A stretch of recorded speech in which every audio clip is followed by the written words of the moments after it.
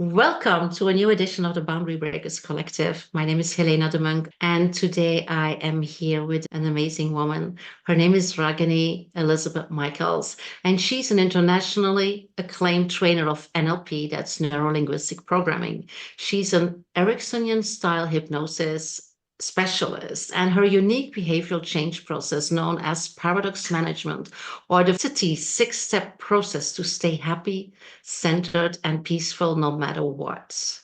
This is what we all want, I tell you that.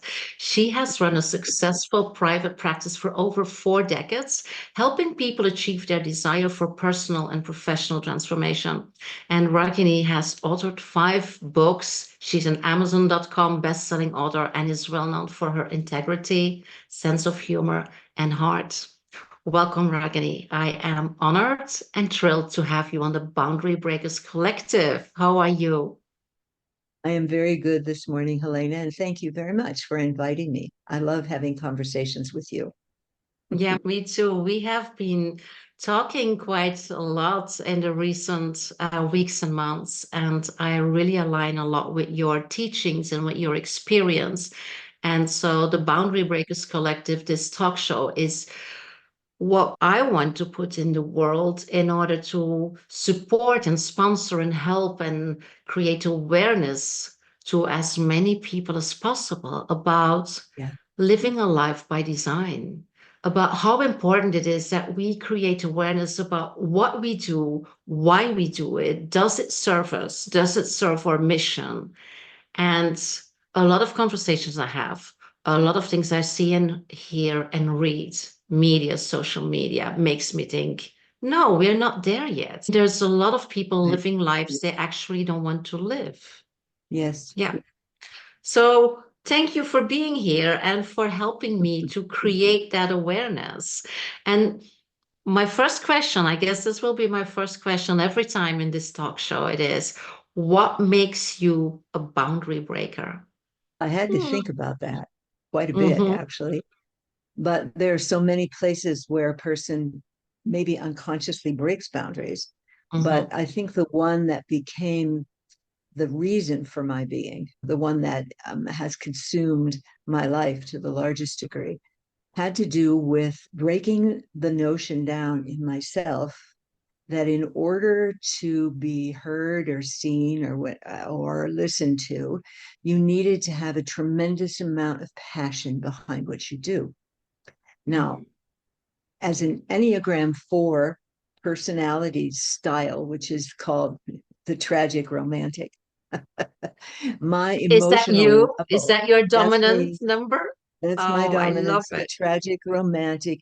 It's also called in the Enneagram, which is a model for personality description. If the listener doesn't know what that is, um, the type that I am was called a tragic romantic, or the individualist, or the artist. But whatever you want to call it, it had passion behind it. I found for me that as a woman, also the sharing of passion was oftentimes reduced by those listening to, oh, she's just so emotional, right? And so there's a place where it came together that in order to contribute to the world, I need passion. You see that everywhere. You need to find your passion, your purpose, whatever. For me, that wasn't working very well. All right. Because, and I look at the world today and I see people's passion having devolved into polarization. Here's Yeah. my opinion and it's right, and I'm going to fight for it with passion, with incredible energy, emotional energy. And I found for me the boundary that was there was that women are not capable of being calm and present and reasonable in presenting their energy and their passion, because we get the idea is that we are overcome by emotion. It brings up the old unconscious idea of the silly woman, right? Who it just has an idea and she's just overly emotional about it. If you work in the corporate world, I'm sure as a woman, you have received this feedback from people Mhm. occasionally, whether it was verbal or nonverbal. So for me, it may not even sound like a boundary breaker, but like women are particularly seen as women who really don't know how to be present and Mhm. reasonable and passionate at the same time. right? And given my reality as a very highly emotional person, right, the idea came to attempt to be a person who could share my ideas and my passion in a calm way. So what I ran into was this idea that you have to be either for something passionately or against it passionately. Okay. So what came out in my, and I'm like a spiritual junkie, so I've been on a spiritual path forever as well, looking for different ways to look at how to be happy in life. And how to be happy in life is find your passion, find your purpose. So I was caught between a rock and a hard place.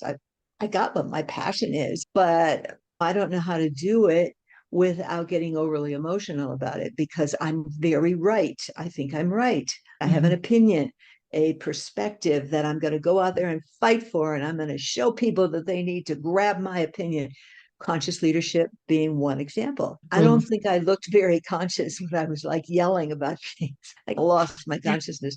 So the issue that I started to look at is how can I be passionate and present what I wanted without emotionally demonstrating a huge position of being for you to accept this and for you to not reject it. And that led Yeah. me on a long path. So if I were to say what boundary I broke, it was the boundary that says in order to be passionate, you have to be an emotional space case in a lot of ways, right?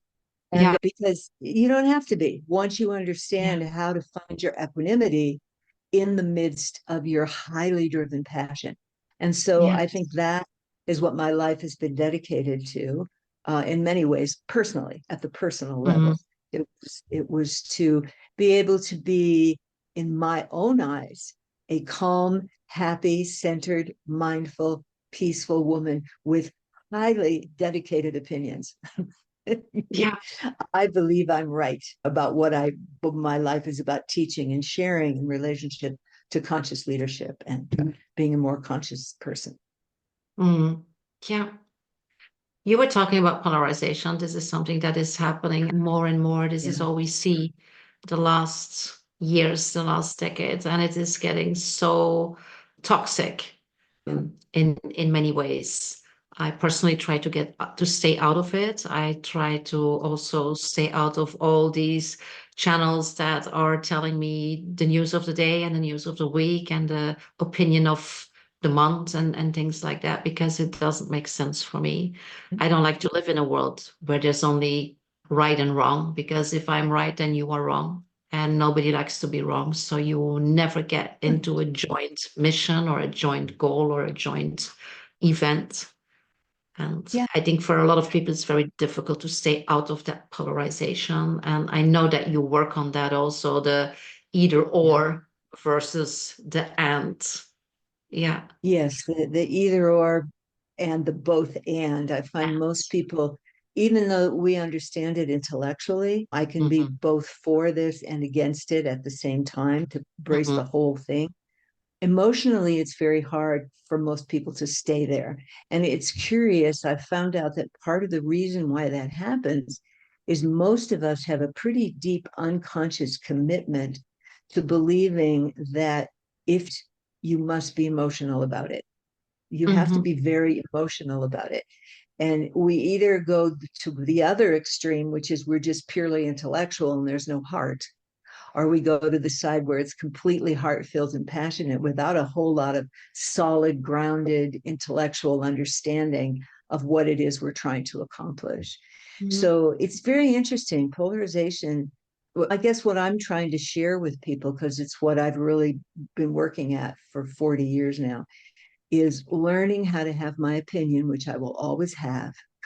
I will always have, but seeing it as just as valid and incomplete as everybody else's opinion. Hmm. This is Yeah. one phrase which has really helped me a lot is Hmm. my opinion is valid, but it's also incomplete because it's just highlights one viewpoint, one perspective. Yeah. And we know, especially if you're into conscious leadership, that there are tons of perspectives on just about everything. And because we've said we're into conscious leadership or I'm into conscious living, I'm only going to pick those that are based in consciousness or awareness. But the Hmm. question is, what's my stance against those that don't embrace that. Mm. If we Yeah. really want to be conscious, we have to be able to allow all opinions to be there and respond to them as valid. And I find that very hard to do. I'm still working on it every day. I just had dinner Yeah. the other night with a friend of mine, and during the course of that dinner, there must have been 20 times when this person behaved in a way which I found offensive. Okay. And I had to just watch my sense of being offended come up, be conscious of it, allow Mm-hmm. it to be there, and free her opinion to be valid, her action to be valid, but incomplete. It wasn't truth. And I Mm-hmm. always hear other people's opinions as a truth juxtaposed against my truth. And that's where the emotional madness that's running rampant in our world today is Mm-hmm. happening. It's the Yeah. emotional commitment to me being right and them being wrong. And I Absolutely. think if there's anything else that I would share with anybody about my trip, it's understanding that all viewpoints are valid. Because if I stand, it's the old thing, if I stand in that person's shoes, I can see what they're seeing. Yeah. But it's also incomplete in that if you put all viewpoints possible, like in a circle has 360 degrees. If I could actually see what was in the center from all 360 points of view, I could see that they were valid, but they're all Mm-hmm. not, they're all incomplete because Mm-hmm. there's 359 other points of view, right?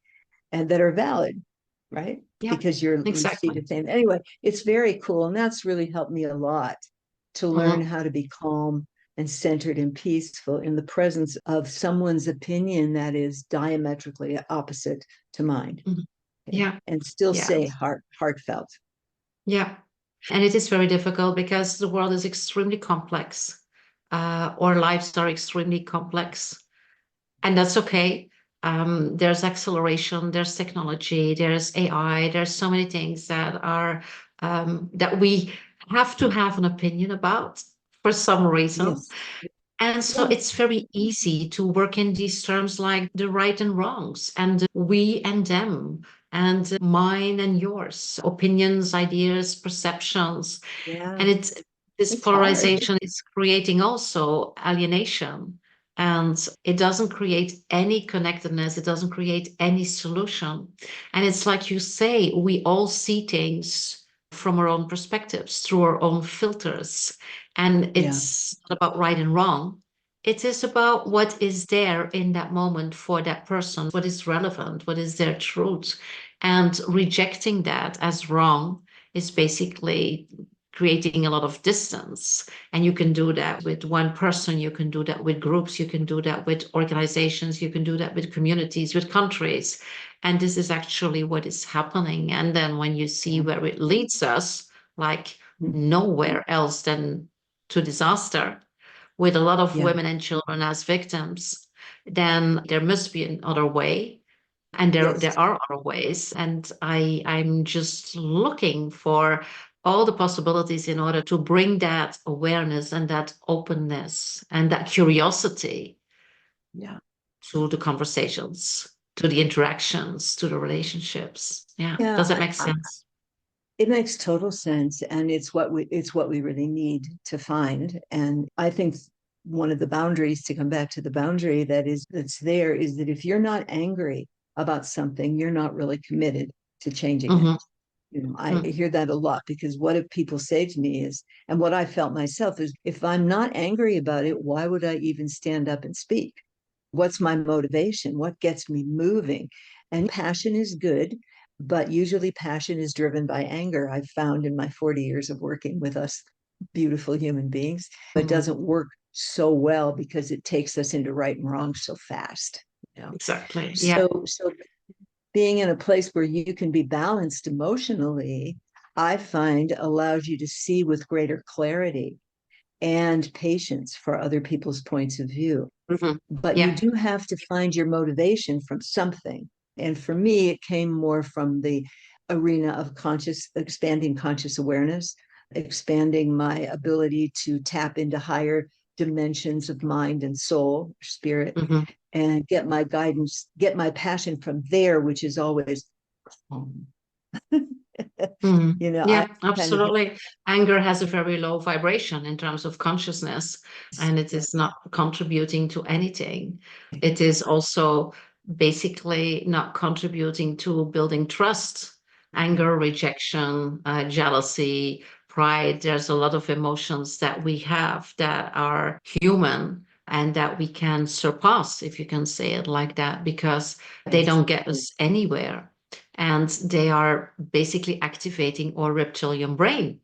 And you have the fight, flight, or paralyze yes, modus when this happens.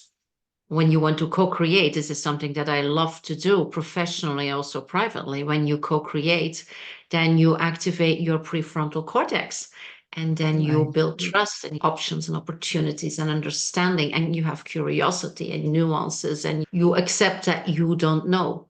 And the thing is that yes, we, as human beings, and also as leaders, as people who are responsible, as adults, we are supposed to know the answers. We are supposed to know this, to have the solutions, to find them as quickly as possible. So what we do is we stay in our status quo, which is not breaking boundaries, because it's the easy thing. It's also how we are wired. It's the easy thing to do exactly the same and to stay stuck right, in similar solutions that create the same problems on and on. And if you can override those and activate yes, other parts of your brain and do that together with other people, build trust, which is another thing that I don't see a lot in politics, in government, in organizations. If you can do that, I'm referring to the work of Judith Glaser, who created this beautiful body of work, also conversation intelligence, where you are basically at least in the experimenter mindset, and preferably in the co-creation mindset, in the transformational conversations, especially when it is really essential, when we are talking about the big things of life. yeah. And we are talking about them very often because they're so But there. Yeah. Mm. it's interesting too, as well, to watch what people want the world to be like, because we all Mhm. have opinions and ideas about what the world should be like. And Mhm. so to act in a way to move the world towards that outcome, if we can stay alert to the reality that we can't know even what that world is going to be like, because it will have problems too and challenges. So we fall into this is the right way world to go. And it's fine. There's nothing wrong with that. But the minute that we get emotionally invested in it, we lose a lot of the capacity for conscious presence Yeah. in relationship to it. We just consciousness is a very interesting thing in that it is awareness and attention. And if we're not aware where we've placed our attention, we immediately, I think, just by nature of being human, fall into my viewpoint is the right one. So you guys need to come on board. And it's hard to get out of that. But I think if you have what we started talking about here, a both and viewpoint, which is something that is big enough to embrace both right and wrong and actually throw those notions out, because nothing is right in and of itself. It has Exactly. strengths, it has weaknesses. All viewpoints Mhm. have both. And when you can take opposing viewpoints and put them together, curiously enough, the answers to the problems that one of them create are handleable by the answers of the other one. And this is an insight that the work that I'm doing, I try to share with people because it's helped me so much to see Yeah. that there's a dance of complementary, I call it competitive collaboration, right? Mhm. Between, if I can see opposing viewpoints as being in the drive for competitive collaboration. They're competing with one another for our attention, but they're also collaborating at another level for us to see the bigger picture, because Yeah. each is bringing in some. And it's so clear in today's world with politics. All we're really seeing is the competition element of it. We're not Mhm. seeing the cooperative or the collaborative aspect. So we see that's what's missing. And I think that's a lot why conscious living, conscious leadership is so Mhm. important right now, because Yeah. we need to bring this idea of collaboration, that life is collaborating all the time. The Okay. ocean collaborates with the shore, the day collaborates with the night, and we're like the only thing on the planet that's not really committed to collaboration. We're just not, Mm. because of the Yeah. way our brain is programmed for us. So Yeah. I see it in a way that one of the boundaries too is expanding our sense of identity from being Hmm. just a human being, but also, and you can use whatever language you want, a spiritual being, somebody who's got access to the bigger picture, a larger system, without imposing it on anyone else. And that's where Yeah. we always get caught. At least I do, of course. I still work with being right as being my first automatic unconscious reaction. Of course, I'm right and you're wrong. Your behavior. No, Robin, quiet down. To go back to the beginning, I just think women have a big challenge of learning how to be present, conscious, aware, in charge of their emotions, not in the sense of putting them down, handling them. It's getting a different viewpoint that doesn't have that kind of emotional, out of control passion that goes with Hmm. it. I don't know. Is that Yeah. making any sense, Yeah. Helena? Absolutely. Yeah, absolutely. It's making a lot of sense. I do understand that sometimes it's a little bit difficult to get there because this right and Yes. wrong, this yes and no, this binary, linear thinking is so deeply Yeah. ingrained in everything we do, in our relationships, in our negotiations, in our businesses, in our computer language. It is, I would say, almost epigenetically, it is in religion, we still have a lot of patterns that have been introduced in our lives by parents and grandparents and other generations that we don't even can imagine how it can be different. You are an NLP practitioner. I'm also an NLP practitioner, master Mhm. practitioner in a systemic way. And one of the first things we learned was there is no right and wrong. And that was Right. what, really? What do you mean there's no right and wrong? I have a lot of agree. I have a lot of friends who are lawyers. You're right or you're wrong. You win or you lose, whatever. Forget about the ethical things and all these things. It's yes or no. It's, it's black or white. And this is so hard to live. The moment I understood, also as a mediator, as a conflict coach, the moment I Yeah. understood that if you step away from right and wrong, and if you look at perspectives, and like you say, if you look to bring things, interactions, issues, challenges, whatever you want to call them, to a higher Yeah. level and see where you find common ground, a common mission, a common goal, you can have a different conversation. Yeah. And Yes. still, we tend to fall back to that. Yeah. Yeah, it is. As an NLP people, which you and I are, we know that the brain is basically coded for an either or a Mhm. response to whatever's in Yep. front of us. There Mhm. is no natural coding in the brain right now that's activated for a both and perspective. But the thing about complexity is the more complex everything gets, generally speaking, the best answer is going to be a simple one. And I Mhm. think in because my work is pretty much dedicated, my life is dedicated to learning how to live in a paradoxical mindset, which is essentially a both and mindset, Mhm. Yep. because it simplifies the complexity. It Yeah. simplifies it to the degree where I can be more conscious, I can be more present, I can be more mindful. And it's just a curious thing, but complexity actually will keep moving us toward the emergence of some more simple way of looking at things. And I believe I believe I'm right, of course. I believe the both and perspective is the one that can save us as we learn to develop that in our brain. And part of Mhm. my work is to help actually do that, actually cause a new coding to come in your brain and to answer the objections that the unconscious mind has, which is, of course, the area of neurolinguistic programming and hypnotherapy and things like that. Mhm. But Yeah. I just think it's fascinating that the amount of complexity and polarization can actually be handled by embracing a both and perspective. It gives you a way to navigate all this complex patterns that are out there all at the same time. And to me, when we find simplicity, that's a step towards more conscious, mindful decision making and more conscious, more ability to live consciously in our daily lives. Simplicity. Yeah. I don't think life is complex. We make it complex with Yeah. our mind. Yeah. And it's Absolutely. fascinating. Yeah. For people listening in that feel that this is pretty conceptual because it's like a something new for them as an idea, how can you make this more practical by an example or like a strategy or a Sure. Every day in our lives, we deal with having to make decisions that are a choice, are a binary choice, either this or that.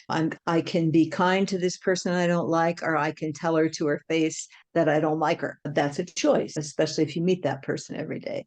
In relationships, there's do I stay home tonight and work with what I need to have completed for tomorrow, or do I go with my partner who's asking me to come and be their plus one at this work dinner they have? You want to do both, right? And yeah. so the complexity of daily life keeps growing and growing. Most people, if you look at their business, it's filled with complexity. I have to do social media. I have to do posts. I have to write the copy. I have to learn how to use AI. I have to write emails and I have to have an email list. I got to grow my email list. Oh my God, I've got to find joint venture partners. Oh my God, how many things do I need to go to? Oh, I have like 5 trainings I'm in right now, running to get ahead. I need to make a 6 or, oh no, now it's a 7-figure income.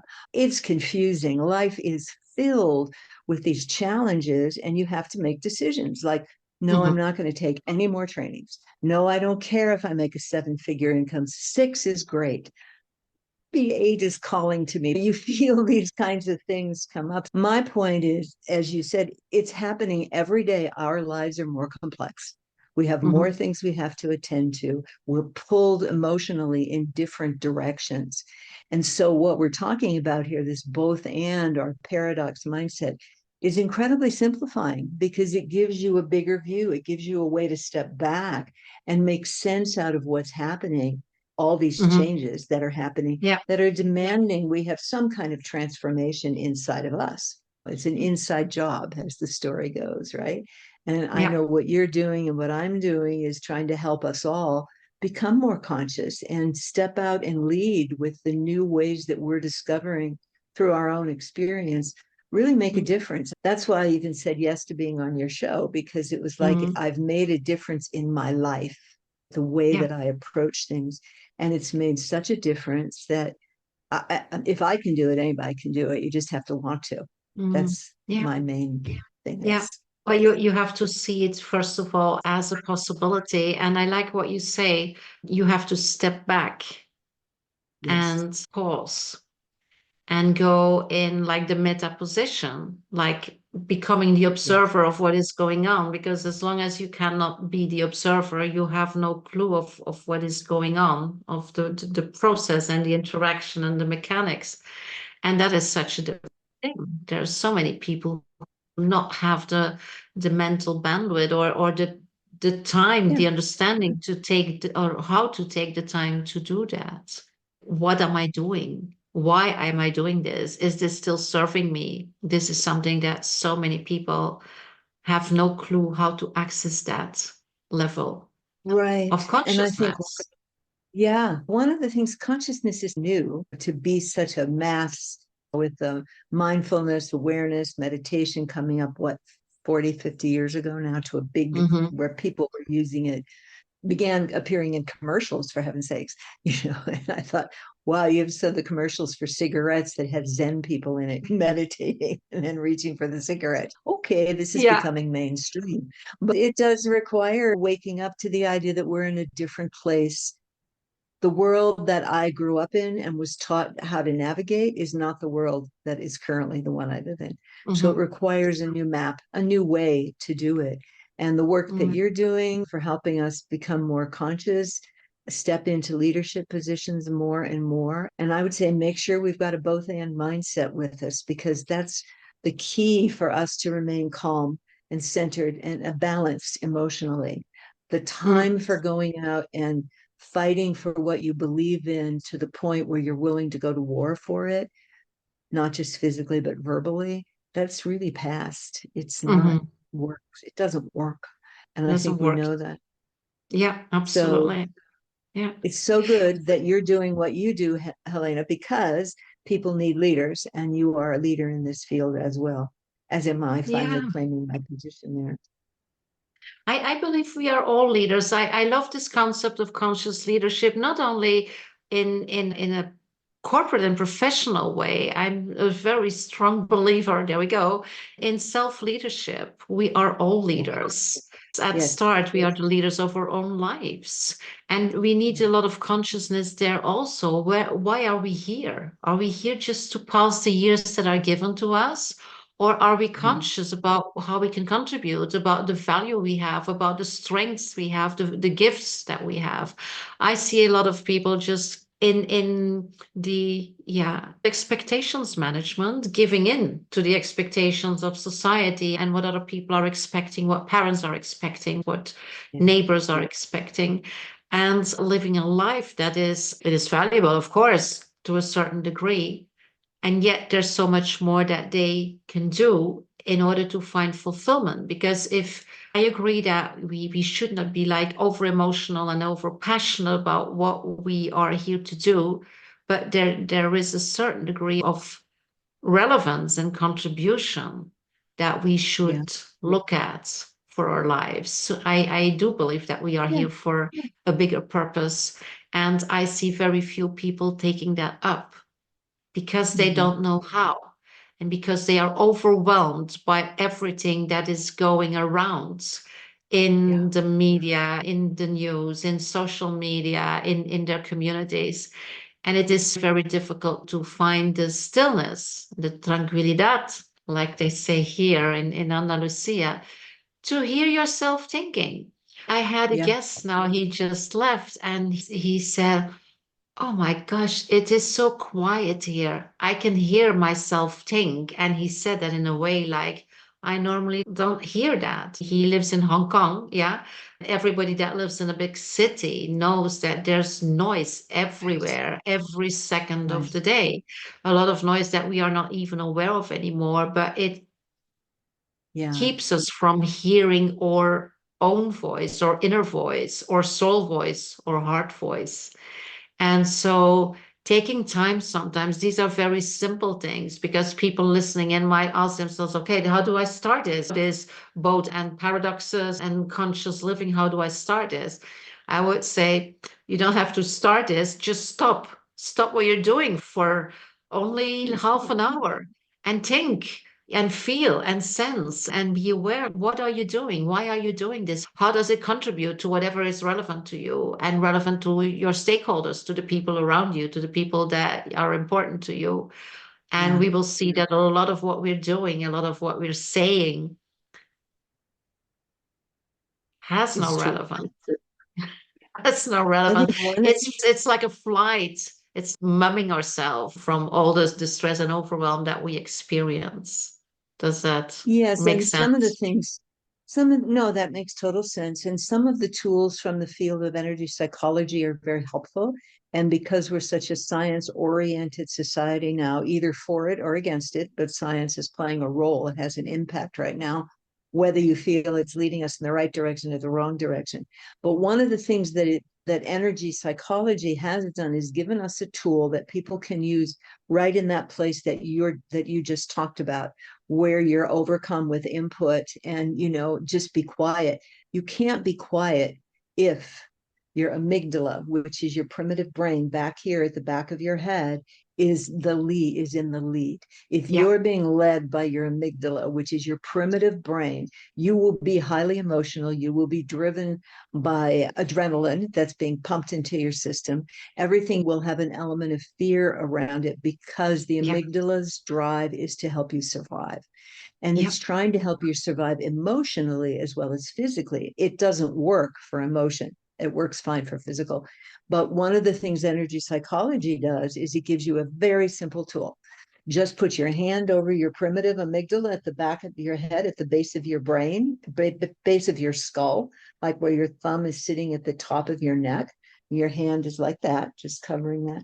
And the other hand you put over your executive function right up here over your forehead. And people actually put their hand over their forehead all the time when they're stressed out. They're actually asking for the executive functioning to come in, being able to think more clearly. So when you do the two of them at the same time, it starts to balance out what's happening, because now you've got your executive functioning operating, you brought it into operation to balance out your amygdala or primitive brain. Yeah. It's a great tool if you can't stop. If you can't find a way to be quiet, your brain is just going, your emotions are out of Yeah. whack, they're taking over. We Just call do it an that. amygdala Promise to. hijack. Yeah. Yeah. Yeah. Mm. It's an amazing tool. And I thank the people who created energy psychology for it, because it's a very great first step. If you don't know how to do anything else, you can do that. Yeah. Yeah, And it's breathing helpful. also helps. This is something because Yeah. we all suffer from amygdala hijack and being thrown in our reptilian brain. What works for me and what works also for clients, and there's a lot of research about that also, is breathing. It's basically physiologically calming that reptilian brain because there's no need for it to be activated. There is no life-threatening situation. So if you can do calm breathing, then your brain knows, okay, there's no sable-tanned tiger or grizzly bear here breathing in my neck, very hungry.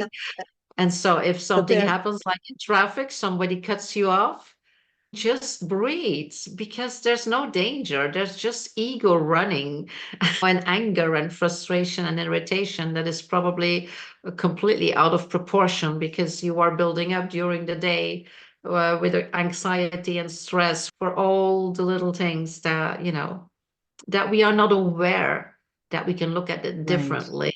So they don't build up stress and they don't build up or cortisol production and adrenaline in combination with that. So right. there are a lot of ways to stop. Yeah, absolutely. Yes. There's a lot of way to stop it, but it's not going to stop permanently. You can stop it in the moment, but Exactly. that's the way Yeah, the system is wired.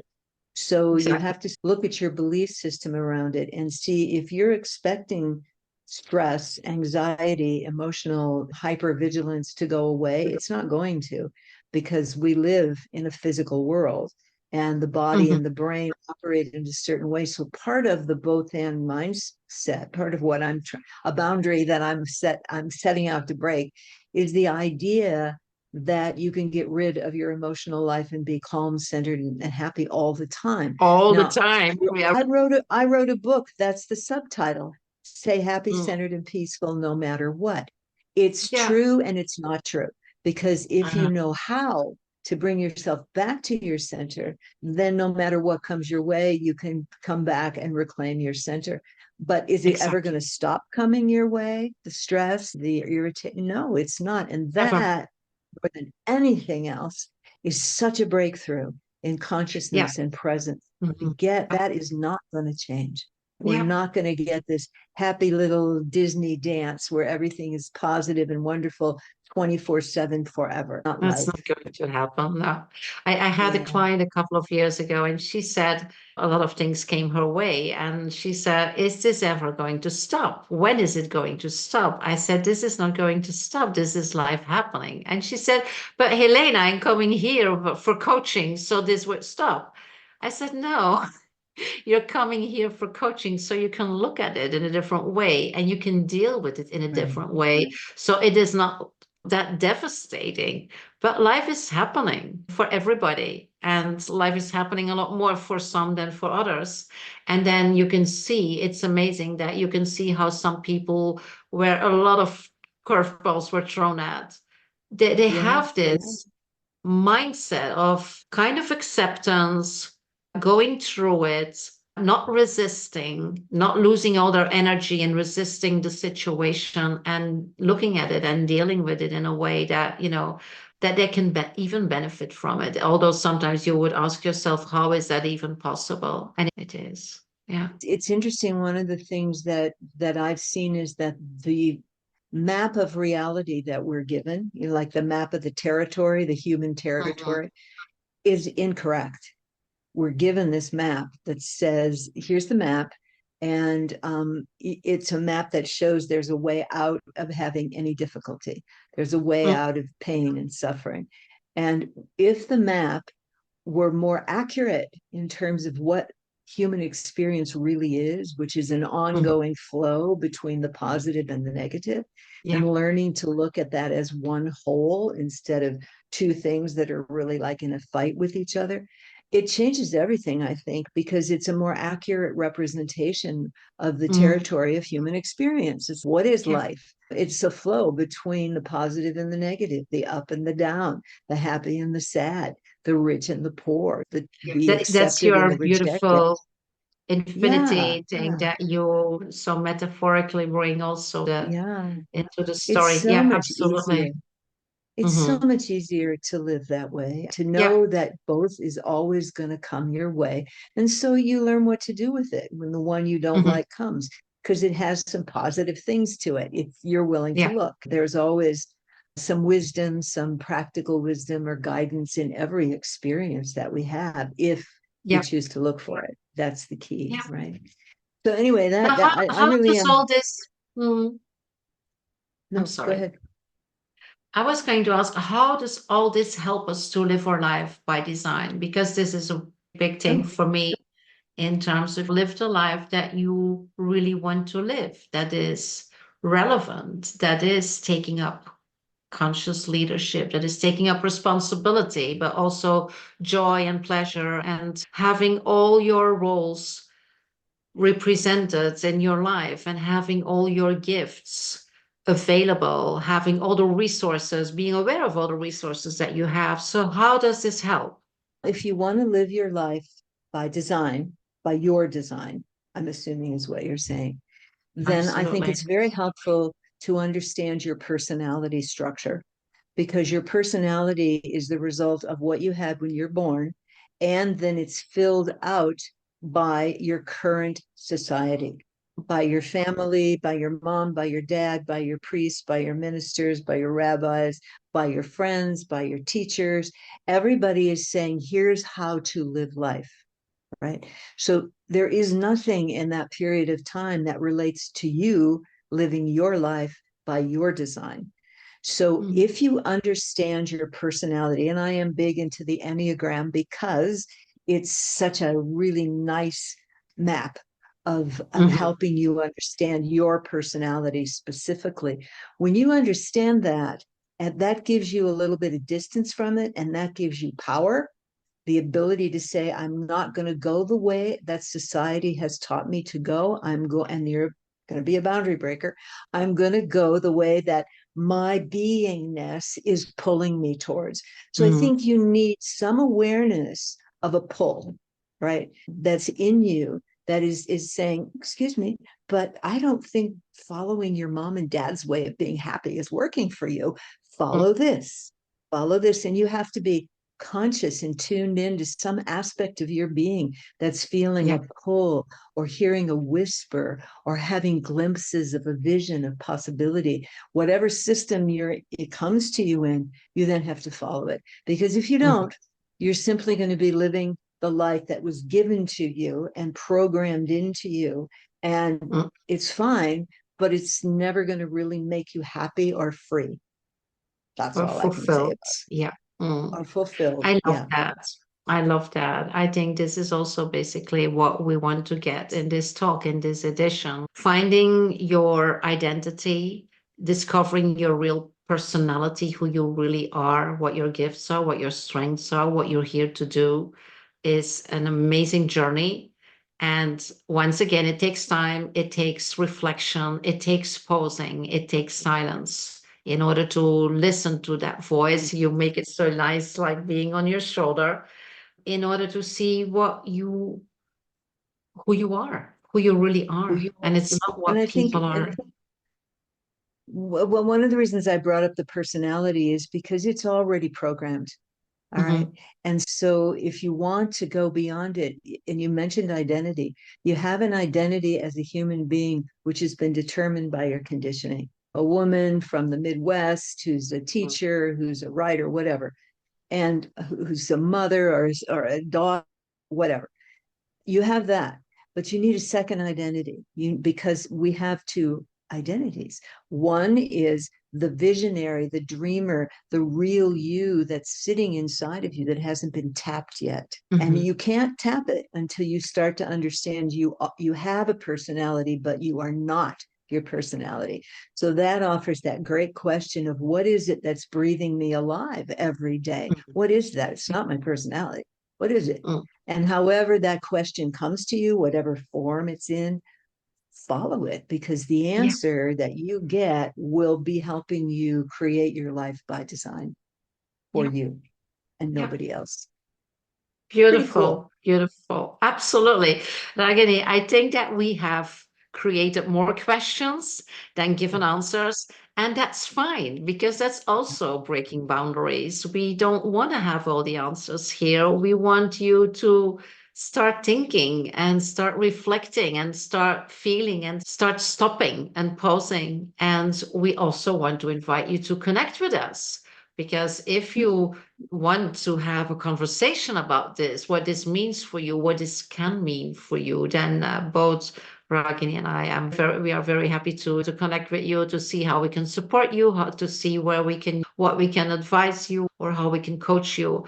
Personality work, identity work, breaking boundaries is not something that you do on your own. You can try also to find support with your family, your friends. Yeah.